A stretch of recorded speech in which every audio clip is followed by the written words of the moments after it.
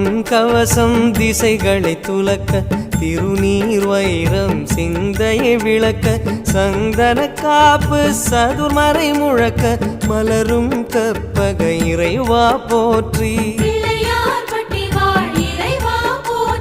கலியுகம் காக்கும் கணபதி நாதா வலம்புரி நாதா அபயம் அபயம் அபயம் அருளும் இறைவா போற்றி.